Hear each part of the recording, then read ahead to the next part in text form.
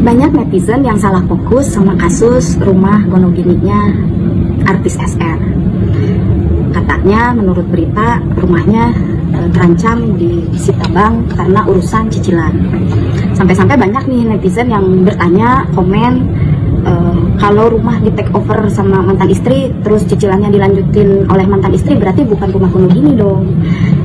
Jangan salah paham dulu ya. Sini saya ajarin bagaimana menurut hukum supaya kita nggak gampang dibodohin mantan ya.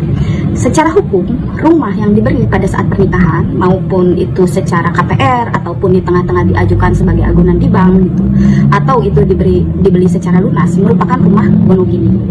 Nah, kalau itu dibeli secara KPR atau diagunkan ke bank, maka sertifikatnya disekolahkan di bank. Tapi itu tetap statusnya adalah rumah gonogini yang memiliki beban utang bersama. Nah, kalau setelah cerai, rumah itu cicilannya di take over oleh mantan istri, statusnya akan berubah menjadi rumah pribadi mantan istri melalui proses yang namanya proses buyback atau kompensasi. Nah, gini cara ngitungnya ya, supaya kita nggak bingung, kita pakai ilustrasi. Misal, pasangan suami istri beli rumah yang nilai pasarannya 1M. Kemudian, dia masih punya cicilan ke bank 400 juta. Berarti 1M dikurangi 400 juta sama dengan 600 juta. Nah, yang menjadi gonogini pasangan ini adalah 600 juta. Milik mantan istri 300 juta dan milik mantan suami 300 juta. Untuk contoh kasus kedua, misalnya punya villa tapi sudah dibeli lunas gitu ya. Ini. Jadi punya rumah juga, punya villa juga. Nah, yang rumah ini masih KPR atau masih diagunkan, yang villa ini sudah dibeli lunas. Misal nilai villanya 300 juta. Nah, jadi berapa gonogininya? Jadi gonogini pasangan ini adalah 600 juta ditambah 300 juta sama dengan 900 juta.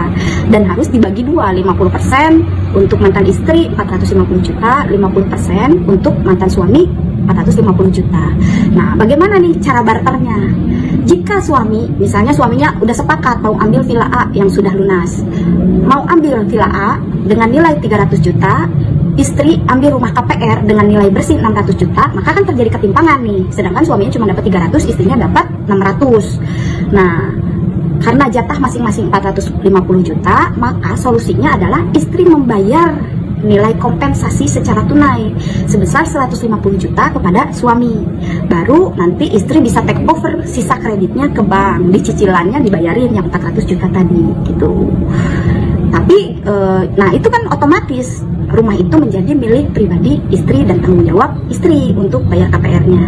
Tapi gimana jika setelah persetujuan take over, persetujuan pembagian gonogini, suami dapat villa A yang sudah dibayar lunas, sudah dibayar kompensasinya oleh istri.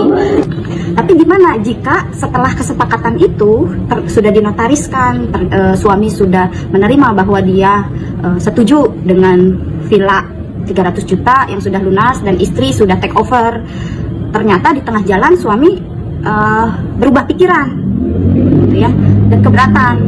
Nah, itu yang akan kita bahas di konten selanjutnya. Jadi, terus ikuti konten selanjutnya. Saya Rahelia SHMH. Mari kita berhukum dengan cerdas.